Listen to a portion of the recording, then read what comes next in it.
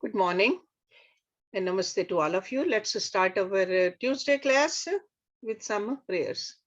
Om Guru Brahma, Guru Vishnu, Guru Devo Maheshwara, Guru Sakshat Parbrahma, Tasmai Shri Guruve Namah.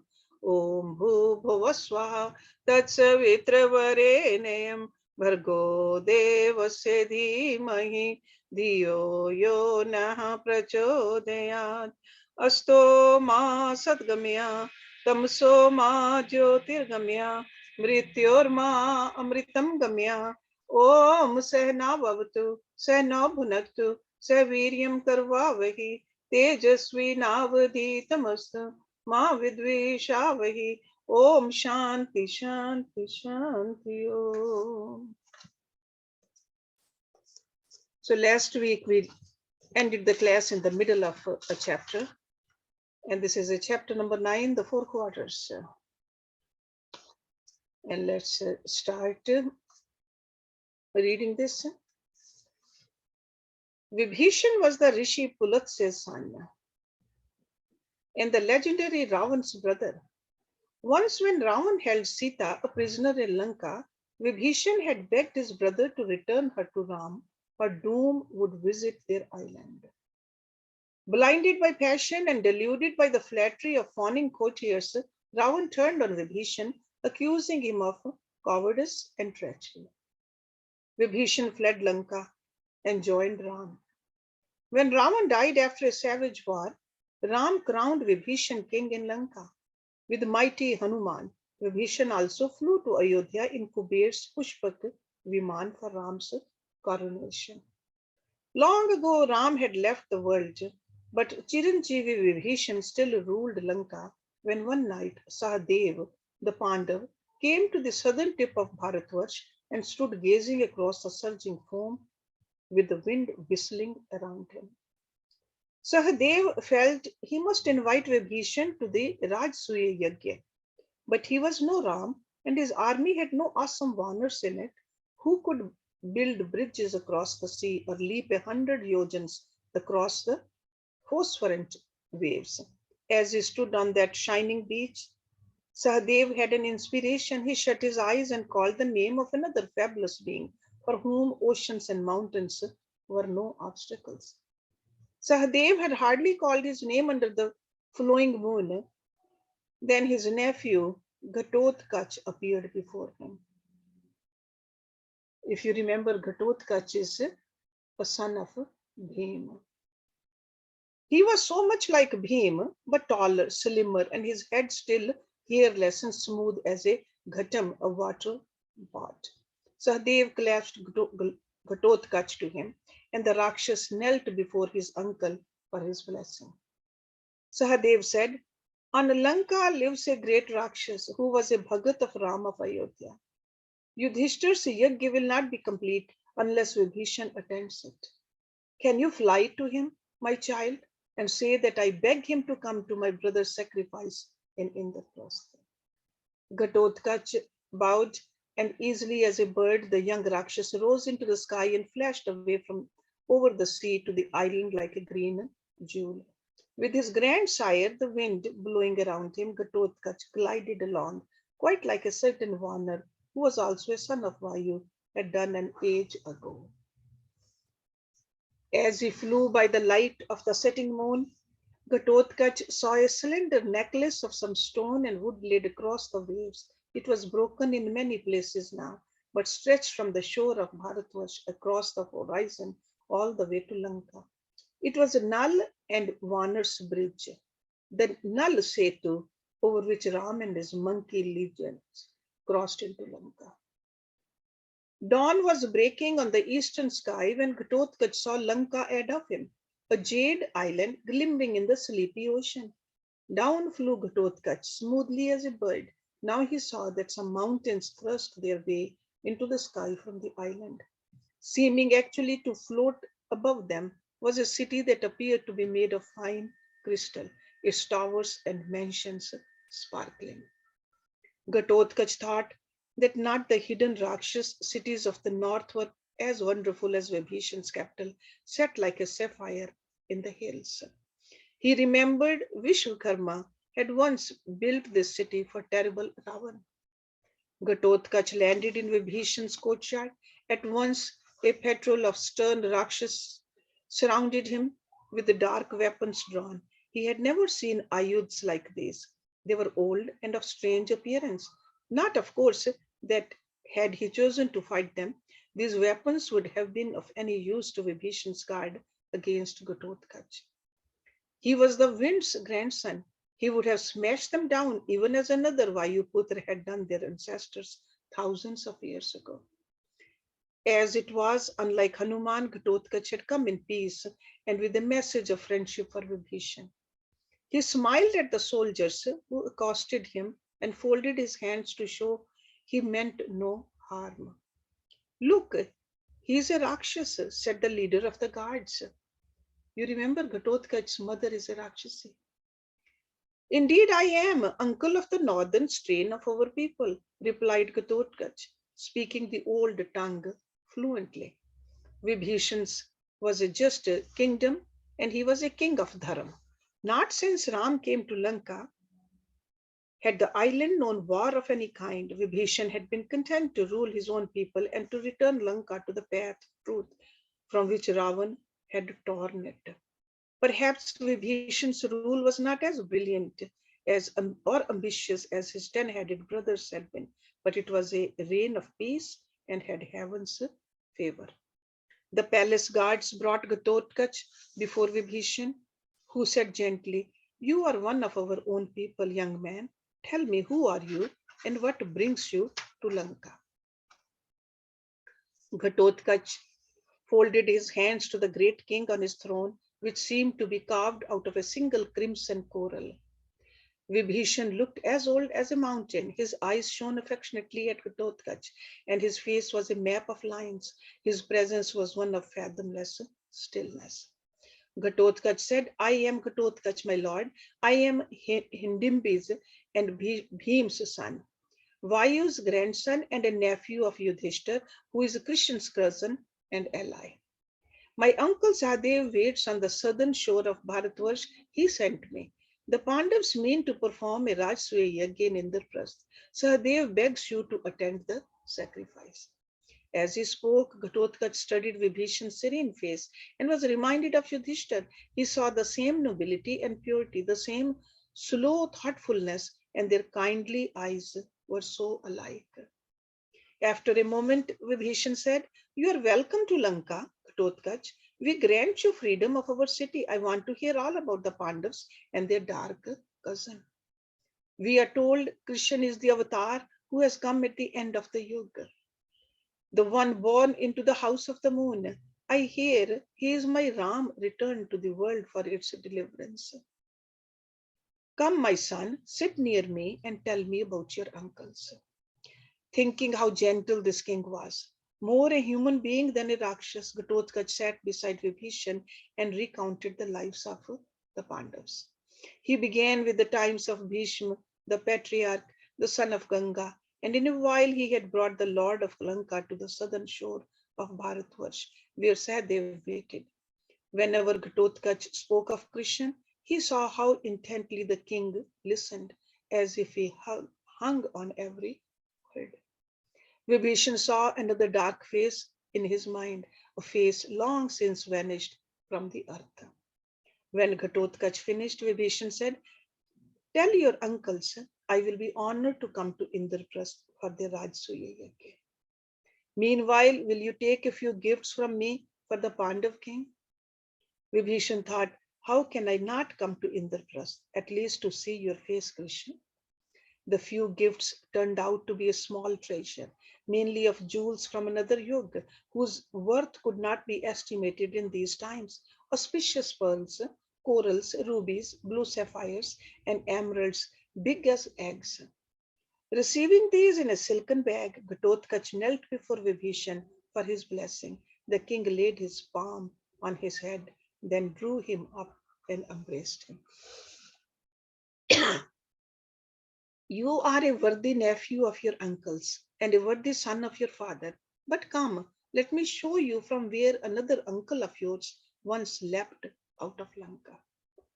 Vibhishan led Ghatotkacha onto an open terrace and showed him a place in the stone floor where two great footmarks had been filled with gold and sparkling gemstones. There was an offering of incense and fresh flowers before them. This is from where Hanuman of the Vanars, who was another son of Vayu, leapt across the sea, and how Lanka shook. A yug had passed since then. Today, Ghatotkacha, you must leap from here, and we will record your coming as well. Let it remind us that he who came as Ram has been born again into the world. So, from quite near where Hanuman once leapt, Bhim's son flew up with a roar into the cyanic blue and flashed back through the sky to Sahadev. In Lanka, the Rakshasas marked the place from where he leapt. Sahadev received his nephew excitedly. Truth to tell, when he had sent Ghatotkacha to Lanka, he had not been sure if Vibhishan still ruled there. Now the young Rakshas had returned with gifts worthy of an emperor, and Vibhishan's promise that he would attend the Rajasuya. Blessing Ghatotkacha, hugging him, Sahadev sent him back to the secret forest from where he had come. To his mother, Ghatotkacha vanished before Sahadev's eyes, just like a dream. North rode the Pandav along the eastern coast of Bharatvarsh until he reached the Pandya kingdom, and Chitrasen received him. Sahadev spent a few days with Chitrangad and Bhaburvahan. Having invited them to the Rajasuya, the son of the Ashwins came home to Indraprasth laden with carriage loads of tribute. Nakul was already back, and Bhim and Arjun too. Nakul had gone only to Dwarka to invite Krishna and his Yadavs formally. Almost on Sahadev's heels, Krishna arrived in Indraprasth. He came with his army like a sea, and his wives riding in golden palanquins borne on chariots. When Yudhishthir met Krishna at the city gates, as always he embraced the blue one and wept for joy. One by one, the others welcomed their incarnate cousin. In the palace, Draupadi and Subhadra received Krishna, Rukmani, Satyabhama, and Jamvati. Kunti was there with the tears in her eyes. She knew that without her dark nephew, the Rajasuya Yajna would have remained a dream. Krishna had brought 1,000 gifts. Yudhishthir took him to the treasury. When the Dark One saw the gold and jewels spilling over from great coffers, he said, "It is time for the yajna. Now you are an emperor by your wealth, also an emperor by the purity of your heart. You have always been. If your coffers are as full as this, I am sure your granaries must overflow. Why, all Bharatvarsh seems blessed since your brothers rode through it, proclaiming you a king of kings. Don't delay anymore, Yudhishthir. You have all the means for the Rajasuya. Let your Brahmins decide on an auspicious day for the sacrifice to begin." Yudhishthir turned silently to face his cousin, and Krishna saw his eyes fill again with gratitude and worship. With a laugh, he embraced Yudhishthir. The Rajasuya Yajna. Yudhishthir called a council of his ministers and advisors, and all the Kshatriyas of Indraprastha in the Maya Sabha. Ved Vyas was there. Unlike the last Sabha he had called, when he was so full of doubt, today the Pandav exuded assurance. My cousin Krishna and my grandfather Vyas agree it is time for us to perform the Rajasuya Yajna. I have called you here to assign tasks and responsibilities to each of you. Nakul, my brother, you must go to Hastinapur, to Bhishma and Drona, to Dhritarashtra, Krip, Bahilika, Somdatta, Bhurishrasur, and our cousins, Duryodhan and his brothers. I'm sure you're familiar with the Bhisham Pitama, Dronacharya, the teacher of Pandavas and Kauravas, Dhritarashtra, the father of the Kauravas, Kripacharya, Bahilak. Who is a Bahilak? Bahilak is, if you remember, Shantanu was a father of Bhisham Pitama. So Bahilak is the elder brother of Shantanu. Bahilak. And Somdatta is a son of Bahilak. And Bhurishasra, you say, there was a minor kingdom and he is a prince in that minor kingdom of Bahilak. Okay, so these are all part of the family. So go to everyone and invite him respectfully on my behalf. Do not forget Gandhari's brother Shakuni and his sons. And don't forget the noble Karan and Ashwathama. So Ashwathama is Dronacharya's son. There was a murmur in the Sabha. But the excitement of the occasion was such that no one objected to inviting even their enemies, men who had tried to murder the sons of Pandu. Krishna hid a smile. Only he and perhaps Vyasa saw what lay in store in the future. The Pandavas could only think of honor and glory, and thought of tragedy was far from their minds. Yudhishthir went on, tell our elders and our kinsmen we await their arrival eagerly, and they shall not be guests but sacrificers themselves. He turned to Sadev. You, Sadev, must collect everything that Dhaumya and his Brahmans need for the yajna. The grain, the vessels, and the gold. Send Arjun's Sarthis, Indrasen, and Puru with a force of chariots to gather rice from all the kingdoms. Sahadev, you shall also have charge of sending messengers to the kings of Bharatvarsh, inviting them to the yajna, and not just kings, but our own people and any others who care to come. The other preparations for the yajna itself will be best left to Muni Vyas and Krishna, who know about these things. If we agree that we may begin, let us not delay. If anyone has doubts or reservations, let them speak now. But everyone in Maya's marvelous hall was just full of anticipation. The council to discuss the sacrifice was quickly concluded, and the actual preparations got underway. Nakul arrived in Hastinapur to an affectionate welcome from the elders of that city. Bhishma, Drona, Krip, and even blind Dhritarashtra came out to usher him into the Kuru court, where he invited them formally to the Rajasuya yajna. I have come today not only in love as a son of Hastinapur, but as my brother's messenger, said Nakul. Yudhishthir means to perform a Rajasuya yajna in Indraprastha with the God's blessings and all of yours. He asked me to invite each one of you to the yajna, not only as guests of honor, but as members of our family and sacrificers yourself. May I tell my brother that you will come? The yajna will not be complete without your presence. Dhritarashtra's mask-like smile never left his face. Of course we shall come, now that your brother has sent you to invite us.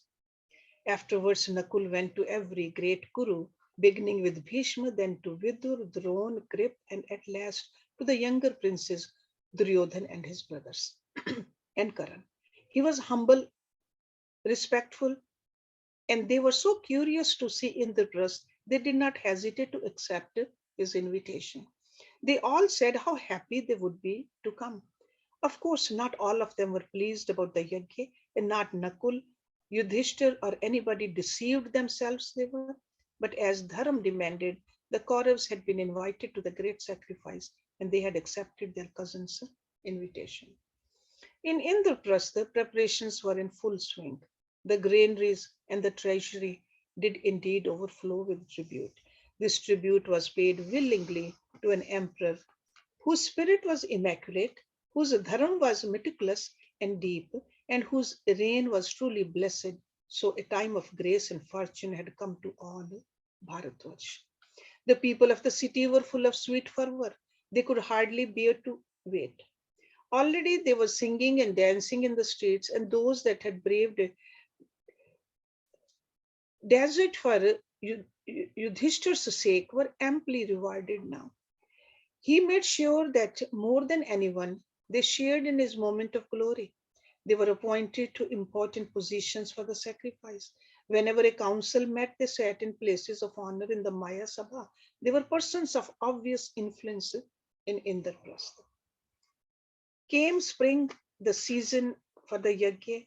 The very earth, the rivers, the hills, the winds, and mountains were alive to the news.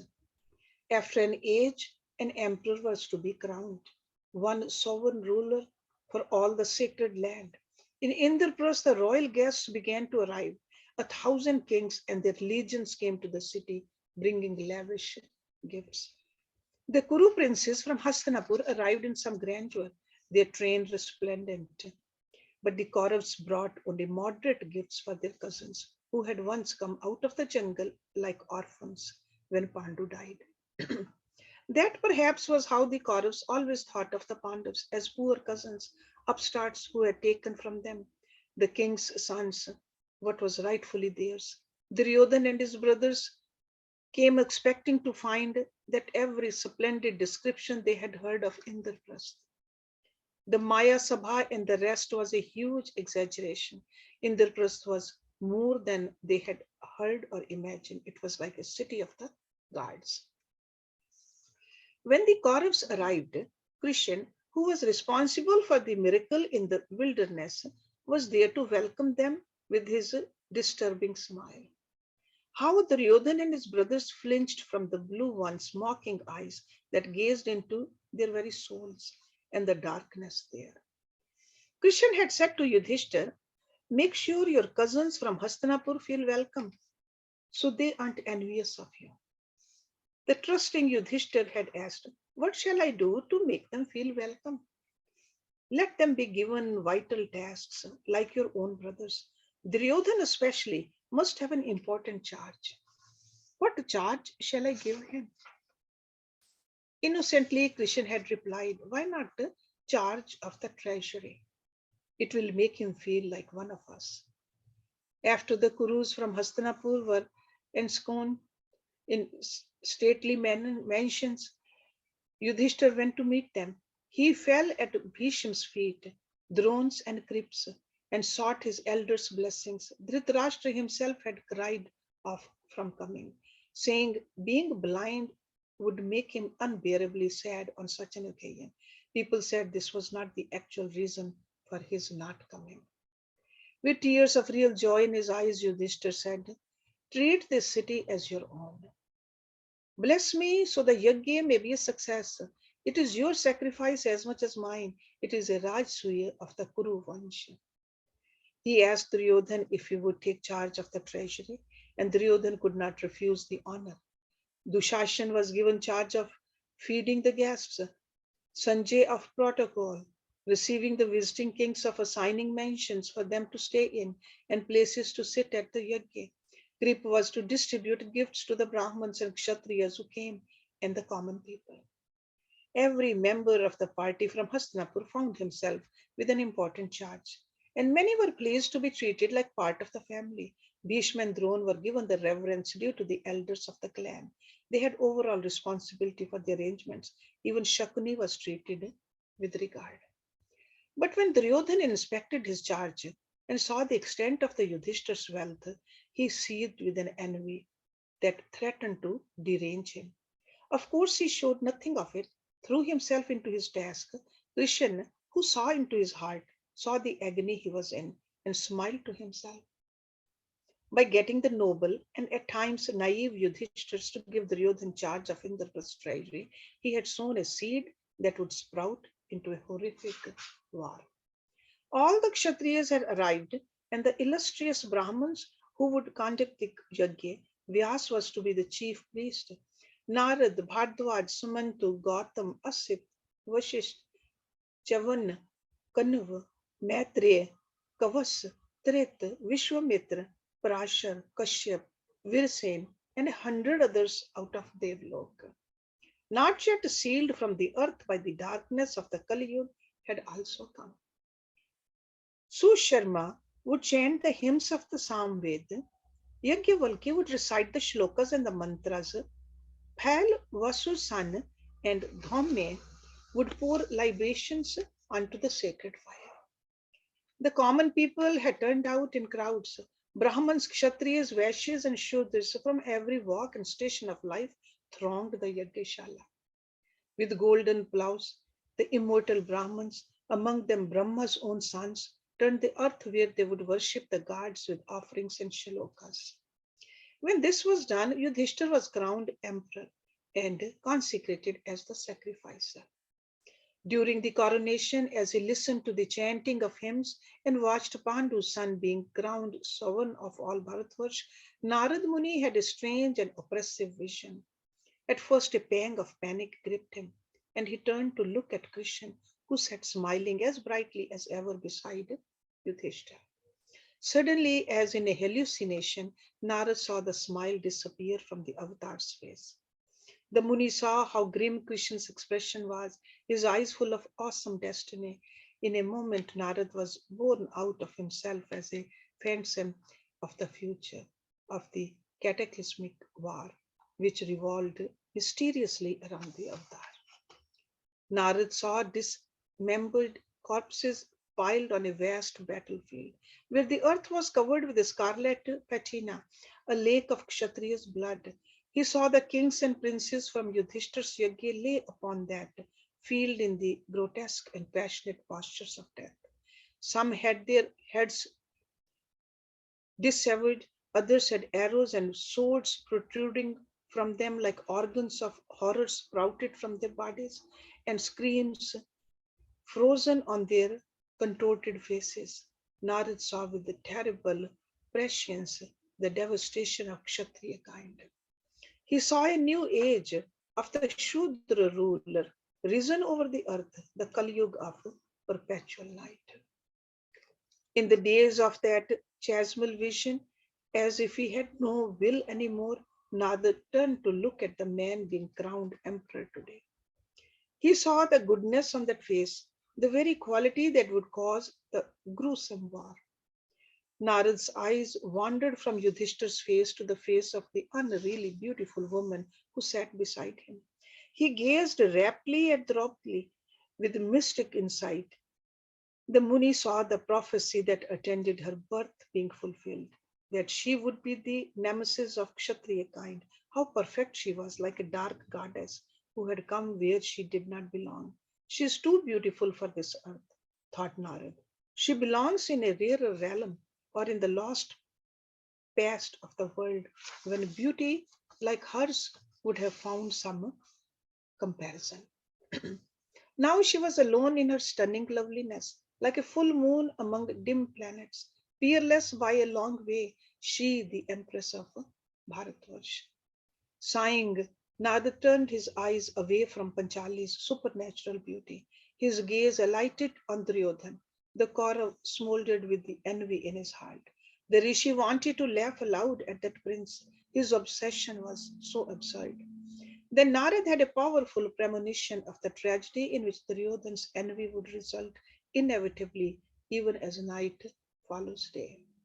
He glanced at Krishna again and saw the Dark One was intent once more. The Rishi saw Krishna also glance at Duryodhan, watching the Kaurav trying to mask the monstrous hatred that shone so plainly in his pale eyes for a moment. Narad saw into Duryodhan's heart. Dhritarashtra's violent son imagined himself killing Yudhishthira, and drenched in his cousin's blood, he mounted the emperor's throne. He saw Panchali become his queen. He held her naked in his arms. Narada looked away from Duryodhan and found himself staring at another face, in which all the darkness of the human soul seemed focused, eyes that mirrored a heart so cold, so malevolent, that even Narad, who had seen plenty of evil men in his time, shivered. He was looking at the crafty and the disdainful face of Shakuni. Shakuni saw Narad's regard and favored him with a sardonic smile. Above it, his eyes were like those of a cobra. Narad nodded quickly to Shakuni and turned his gaze away to Karan, who sat not far from Duryodhan's uncle. Such a contrast here. If ever was a noble face, though masked with a studied indifference, a permanent bitterness. Yet the eyes were honest, like Yudhishthir's eyes, thought Narad, like Kunti's. If destiny had been less cruel, not Yudhishthir but Karan would have sat on the emperor's throne today. Then, in a lucid image that only Krishna could have inveigled into his mind, Narad saw Karan also slain. An arrow shot by a brother who did not know who he was cut his head from his neck. The vision of a horrible battlefield engulfed the rishi again. He saw Dhritarashtra's 100 sons being slaughtered, one after the other. He saw all these mighty Kshatriyas who had come to the Rajasuya laid out on that savage field, their limbs askew in death's final attitudes. Narad had witnessed the most ancient and legendary battles of the earth. He had seen Shiva burn Daksha's sacrifice in times when the world was a nebulous mystery, an age when the first stars were being strewn in the sky. Yet even that Muni was filled with horror by what he saw of the war that Kshatriyas would fight among them. Shivering, partly in pity, partly in fear, Narad turned back to Krishna. Now the blue one smiled so knowingly at him, and those fathomless black eyes mocked the rishi tenderly. So that means that Krishna, he knew what Narad was saying. A cousin's anger. The sacrifice of the 6 fires was underway. The golden vessels were the same ones Varun had used for his Rajasuya Yagya. In time out of mind, all the omens in heaven and on earth showed the gods were pleased. Showers of petals fell from the sky like fragrant dew, so fine they were invisible. When Yudhishthir was crowned, it was time for him to greet his guests. When all the kings were seated in the Yagyashala, not in the Maya Sabha but another open arena in the palace, Bhishma rose and said to Yudhishthir, "These Kshatriyas and Brahmins have come to Indraprastha to honor you. You must give them argha, but begin with the foremost among your guests. You must decide who he is and worship him first of all." Yudhishthir rose. "My lord, in a sabha like this, it isn't for me to say whom I should worship first. You are my Pitama, you tell me." Bhishma was silent for a moment, then said, "6 men are said to deserve worship: the Guru, the priest, the kinsman, he that knows the Veda, the friend, and the king. Offer arg to all these, beginning with the best. But Pitamaha, who shall have the Urudash?" Urudash is like a first offering. Bhishma said, "Surely you don't need an old man to tell you only Krishna deserves the Urudash. He is like the sun among the planets. The rest of us only reflect his splendor. Without him, the Sabha would be plunged in darkness." A beaming Yudhishthir called Sahadev to fetch the arg. Sahadev came and sat at Krishna's feet. The dark one still smiled. There was perhaps just a hint of pleasure on his face. As Sahadev washed Krishna's feet, tears welled in the Pandav's eyes. It was a sacred moment, an overwhelming one. Sahadev washed Krishna's dark blue feet as if nothing on earth could give him as much joy. Flowers of light fell like cool embers out of the spirit realm. And with the Arga, Krishna had the Purudosh at Yudhishthir's historic Rajasuya Yagya. There was a silence in the Yagyashala. You could hear the fragile flowers put themselves out with 1,000 sighs. Yet many of the Kshatriyas did not approve of Krishna having this honor. They exchanged hot glances of reproval among themselves, which the Pandavas ignored if they saw them through their tears. Suddenly, a sneering laugh rang out, desecrating the sacral silence like a curse. Shishupal was on his feet. And Shishupal is who? He's a cousin of Krishna, Shishupal. Every gaze turned to the pale bull of Chedi. His eyes on fire, he raged. "What foolishness this is! A bastard asks the son of a river." So he's calling Yudhishthir a bastard, and son of river is Bhisham Pitama. This was said as the worst insult. Who should have the Purudash in this sabha? The senile river son says a black coward must be offered the first argya. So black coward is Krishna. Another bastard performs the puja. That is Sahadev. And the heavens bless this touching scene. What can I say? He sat down, trembling, stunned, silence for a moment. Then, before anyone else could speak, Shishupal jumped up again. He turned on Yudhishthir. Cousin, either you see more deeply than the rest of us, or you are blind. How can you give this cowherd the Purudash in this Sabha? I thought the Pandavas were princes of Dharam and could never set a foot wrong in anything. You did. Ah, what have you done today? His lips twitched. His voice was somehow bestial. That cowherd is not even a Kshatriya. Look around you, Yudhishthir. Can't you see these illustrious munis and these rulers of the earth in your sabha? Yet you honor this upstart, this nobody before any of the others. Why this fellow should not be here at all? Do you perhaps revere him as an elder? But his father Vasudeva is among us. Shouldn't he have the arg before his son? Do you think Krishna was a friend in your need? But didn't Drupad give you his daughter when you were exiled? Didn't he keep you in his kingdom? Didn't he agree to let all five of you marry Draupadi? Perhaps you believe the cowherd is your guru. Isn't your Acharya here in this Sabha, the great Drona? Or do you think Krishna is a tapasvi? Surely he is not a thousandth part of Muni that your own grandfather Vyas is. Froth flecked his lips and he shook more than ever. Yudhishthir, we came to your Rajasuya not because we were afraid of you, but because we respected you as a man of Dharam. And how do you reward us? By giving this cowherd, the Purudas, while the greatest Kshatriyas on earth look on like dumb animals? It was to please you that we came, but you seem to have gone mad. If the only purpose of this yajna was to worship Krishna, what was the point in inviting the rest of us? Bhim had turned red with fury. Arjun tried to catch Yudhishthir's eye so he could silence Shishupal with an arrow through his mouth. Sahadev and Nakul had their hands on their swords, but the subject of Shishupal's tirade was a picture of calm.